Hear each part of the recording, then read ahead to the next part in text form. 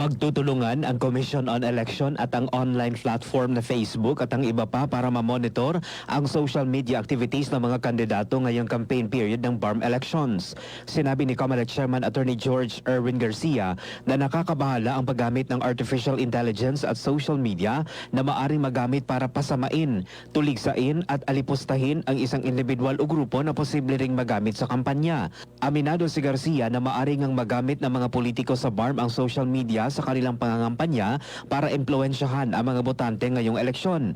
Pero naniniwala si Garcia na may kaalaman na ang mga mamamayang Bangsamoro hinggil sa eleksyon at kung sino ang kanilang iboboto nang walang impluwensya ng sinuman.